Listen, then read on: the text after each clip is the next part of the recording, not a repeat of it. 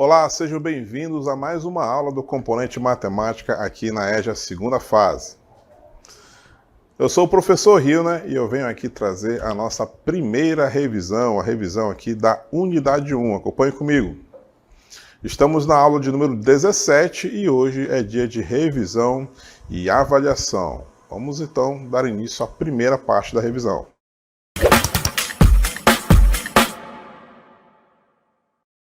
Muito bem, então, na primeira parte da revisão, nós vamos aqui rever alguns tópicos que nós consideramos aqui os mais importantes da unidade 1. Vamos dar início, então, começando falando aí sobre juros simples.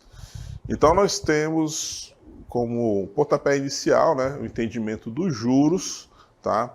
A gente primeiro tem que lembrar, então, o que significa os juros, que é aquele período de tempo, quando ocorre ali um empréstimo de dinheiro, ou então um investimento, então ocorre ali uma valorização, existe ali um acréscimo pelo período que você está sem dinheiro, que você resolveu emprestar ou então aplicar, é o nosso conceito de juros. E o entendimento aí dos juros, ele se dá por meio dos juros simples, uma ideia bem simples, como o próprio nome sugere, é um cálculo bem simples, e nós vamos começar então com esse contexto aí, calcular os juros simples e também o montante produzidos por um capital de 36 mil, quando é aplicado a uma taxa de 8% ao mês por um período de 5 meses. Então, o juros simples, ele tem uma função que é que a gente entenda, como é que se aplica o cálculo dos juros. Na prática, ele não é tão usual, mas ele serve para a gente entender aí esses primeiros conceitos. Como é que a gente vai calcular, então, os juros e também o montante? Bom, nós temos alguns elementos que a gente precisa recordar, Toda vez que se fala, então, de capital, a gente está falando aí de dinheiro, o valor monetário. Aqui no Brasil, a gente utiliza, então, a nossa moeda, o real. E a nossa taxa são exatamente os 8%, Ele vai estar sempre exibido para a gente aí em porcentagem, tá bom? Lembrando que ele também vai de acordo com o período, Se o nosso período aí está em meses, então é interessante que a nossa taxa também seja aplicada ao mês, Então aquele A.M. é justamente a nossa taxa ao mês. Poderia ser em outro período, Poderia ser por ano, poderia ser por dia, então a taxa ele acompanha sempre ali o período. Então, só para a gente relembrar aí as nossas fórmulas, Vamos verificar então aí as nossas fórmulas. Temos aí a primeira, que é justamente o cálculo dos juros, Juros é igual ao capital multiplicado com a taxa e multiplicado também com o período do tempo. Quando a gente calcula os juros, a gente calcula somente a valorização, A valorização daquele período em que se aplicou a taxa. O montante, ele já é esse juros somado com aquele capital que foi investido inicialmente. Então, por isso que se soma os dois, Tá vendo aí o montante? O montante nada mais é do que a soma do capital mais os juros, tá bom? Então, vamos retornar aqui para a nossa cartela, para a gente entender aqui como é que se calcula os juros simples. Tá vendo aí, então, nós vamos utilizar este cálculo aqui, com esse nosso contexto. Então, nós vamos primeiro calcular os juros, capital multiplicado com a taxa multiplicado com o tempo. Os juros vai ser, então, 36 mil, que é o capital. A taxa é 8%, a gente pode representá-lo na forma decimal, Ou então na forma fracionária, Já que 8%, como o próprio nome está sugerindo, 8 por 100, a fração 8 com o denominador 100, Você aplica aí da maneira que você achar melhor, mais prático para você, tá bom? E o T é o nosso período de tempo, que é justamente os 5 meses, tá? Então, o nosso cálculo dos juros vai sair desse produto, né? Dessa multiplicação aí do capital com a taxa e com o tempo, tá bom? Multiplicando nossos valores e dividindo por 100, a gente vai encontrar como resultado o nosso juros de 14.400, tá? Então, esse aqui, esse valor resultante aí dessa multiplicação, 14.400 é os juros, tá bom? É só o que vai ser acrescido ao nosso capital, formando então o montante, tá bom? Então, só para você relembrar, né? 36 mil é o nosso capital, a nossa taxa de 8% a gente pode representar na forma fracionária ou então na forma decimal, tá? E o nosso período de tempo, 5 meses, tá? E aí a gente sempre tem que olhar essa sincronia que deve existir entre o período de tempo e a nossa taxa, tá bom? Em alguns contextos, em alguns exercícios, em algumas atividades, eles podem estar diferentes, né? O período pode estar em ano e a nossa taxa em meses, e aí você tem que converter um dos dois, tá bom? É sempre interessante você analisar se os dois estão em sincronia, tá bom? Então, se a nossa taxa está ao mês, então o período também tem que estar em meses, tá bom? E aí falta o montante, né? O montante vai ser então a soma, como nós vimos na nossa cartela, né? O montante é a soma do capital com esses juros que nós acabamos de calcular, tá? O capital, então, 36 mil, somado com esses juros que nós acabamos de encontrar, que é 14.400, tá? O montante, então, depois que a gente soma tudo, será de 50.400. Tá aqui. Então, o que é o montante? É a quantia que você vai agregar, tá bom? Então, vamos supor que você tinha esses 36 mil, você aplicou aí no investimento, né? Foi lá no banco, aplicou, tá bom? Deixou 5 meses esse dinheiro parado lá no banco, né? A uma taxa de 8% ao mês. Quando você foi resgatar esse dinheiro 5 meses depois, né? Você vai resgatar os seus 36 mil e mais os 14.400 de juros, que foi aquele período que ele ficou lá disponível para o banco. Tá? E aí você sacou, depois de 5 meses, 50.400. Na prática, é assim que se calcula, então, juros e montante, tá bom? Utilizando aí juros simples, tá? Nós temos, então, um outro juros, que é os juros compostos. Esse sim é o que nós vamos aplicar aí quando a gente fala em transações bancárias, né? Investimentos, tá? Esse é o cálculo que é feito na prática, tá? Como é que se calcula então os juros compostos? Os juros compostos, ele já dá o nosso montante, tá bom? Então, é o capital multiplicado com 1 mais a nossa taxa, elevado ao período de tempo aqui, ó, como expoente, tá? É assim que se calcula, então, os juros compostos. Todos os outros elementos já estão aí no nosso enunciado, né? É uma caderneta de poupança, aplicados aí a juros compostos. Então, nós temos aí 720 mil que vai ser aplicado, tá bom? Num período de 4 meses a 10% ao mês, tá? Então, esses elementos a gente só vai aplicar ali na nossa fórmula. Ele vai, então, calcular para a gente o montante final. Qual é a diferença dos juros compostos para os simples?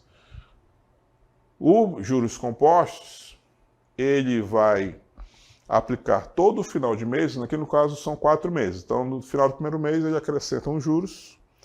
No segundo mês, nós vamos calcular o montante já em cima da nova quantia acumulada, tá?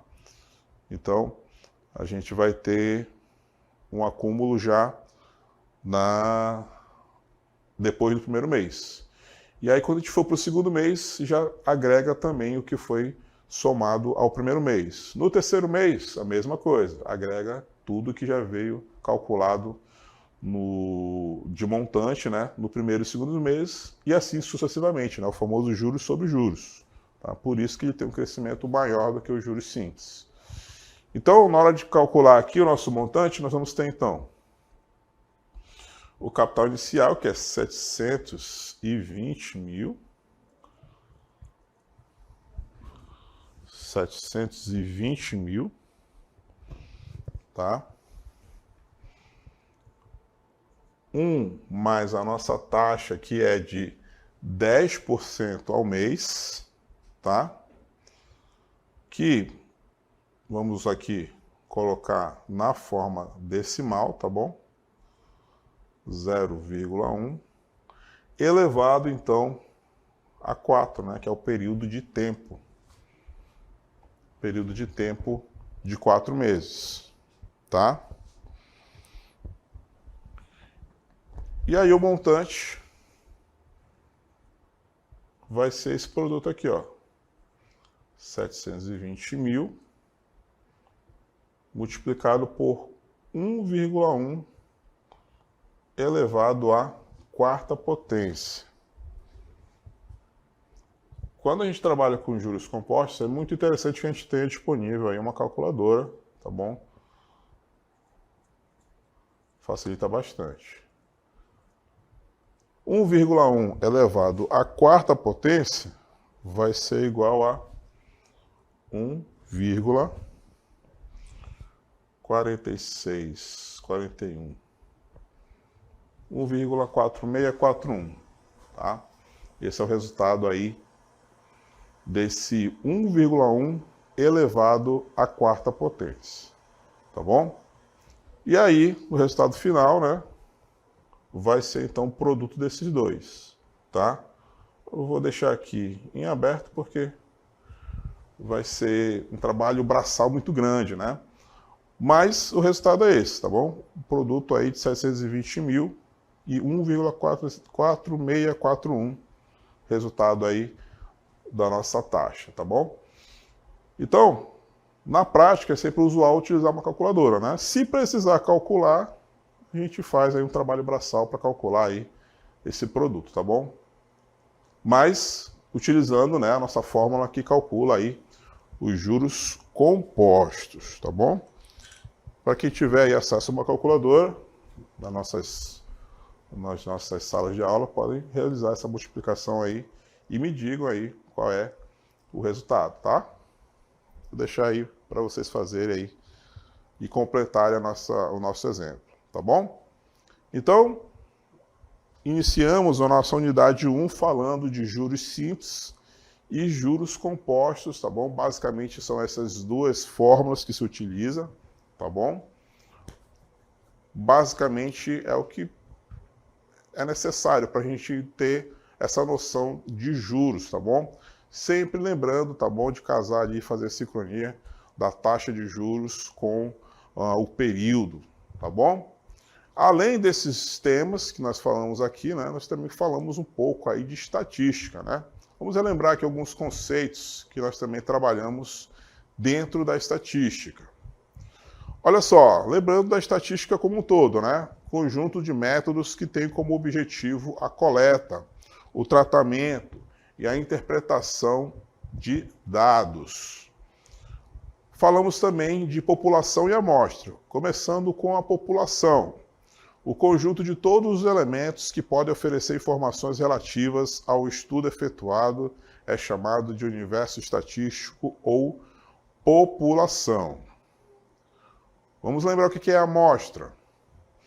A amostra corresponde a um grupo representativo da população. Então, está vendo aí na nossa imagem, né? Nós temos ali a população, um pedaço pequeno aí da população, nós retiramos ali, né? Botamos ali para fora, para representar aí o que a gente entende como sendo amostra, tá bom? Então, só para a gente relembrar aqui, né? A gente falou aí dos nossos conceitos. Na prática, né, a prática mais que a gente pode ter mais contato aí é em época de eleição, né? Nós temos várias pesquisas tentando aí decifrar, né, qual é a intenção dos votos da população, né? Então, quando a gente fala em estatística, a gente sempre se remete a esse período, né? Então, estatística levanta dados, tá bom? Levanta dados com a intenção de tentar prever, né, comportamentos, tá bom? Então nós temos ali a população, né, se a gente lembrar aí de uma eleição municipal, por exemplo, a população, em tese, seriam aí todos os habitantes daquela cidade, né? Mas a gente sabe que nem todos votam, né? Nós temos ali restrições quanto ao voto, tá? E mesmo que a gente pegasse aí todos os votantes, né, de uma cidade, a gente não teria condições de fazer uma pesquisa com 100% deles, né? Dependendo do tamanho aí das cidades, nós não temos condições. Então a gente se concentra na amostra, tá? Por isso que é importante, então, a gente considerar aí a amostra, tá? Para a gente fazer esse levantamento estatístico, né? Além disso, nós temos outros elementos também que foram mencionados aqui na nossa aula, né, com relação à estatística. Uma delas foi a frequência absoluta, né? Toda pesquisa aí envolve uma coleta de dados que devem ser organizados e analisados. Ao determinarmos o número de vezes que determinado valor de uma variável acontece, estamos demonstrando a sua frequência absoluta, tá bom? Que a gente vai ver muito nas nossas tabelas, né? Vamos seguir em frente aí, ó. Frequência absoluta é uma quantidade de vezes em que um determinado elemento aparece dentro de uma coleção. Então, olha só, esse exemplo. Uma pesquisa foi realizada com alunos do terceiro ano do ensino médio, em que foram perguntados sobre suas preferências de estilos musicais. Ao total, 54 alunos responderam a pesquisa. O resultado foi mostrado aí, está sendo mostrado em uma tabela. Acompanhe comigo, ó. Então, olha só, tá aí a nossa tabela, né? Foi feita a pesquisa e nós temos aí os estilos musicais numa das colunas e na coluna da direita a frequência absoluta, ou seja, quantos indivíduos escolheram aquele estilo musical, né? Então, olha só, a gente tem uma pergunta aí, né? Qual é a frequência absoluta da variável sertanejo? Então, a gente tem que olhar lá na tabelinha, né? Ver, identificar ali o sertanejo e verificar aí qual é a frequência absoluta dele, ou seja, 11, né? E daí, então, a gente pode tirar algumas conclusões. Vamos seguir em frente aí, olha só. As variáveis são os estilos musicais e as frequências absolutas são os números de respostas para cada uma. A tabela de frequência nos mostra que 11 alunos responderam sertanejo.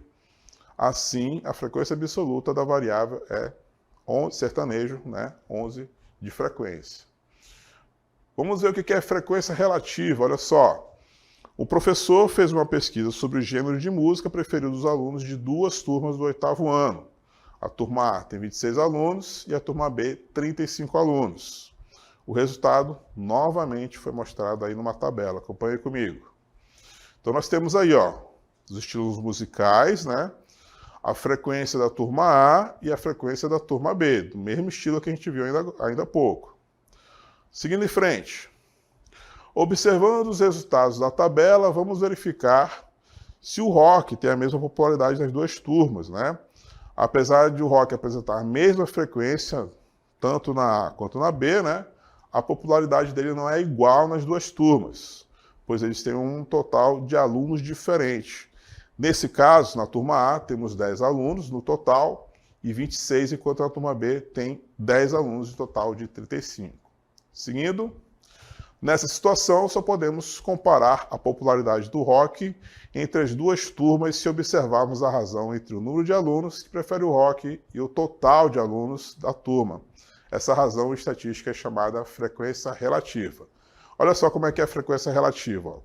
É uma fração, né? A frequência dividido pelo total de elementos, tá bom? E aí nós vamos representar isso na forma de porcentagem. Bora ver um exemplo rapidinho aí, ó. Então tá aí, ó. Nós pegamos lá os 10 alunos, né? Dividimos pelo total, deu 0,38, ou seja, 38% multiplica por 100, né?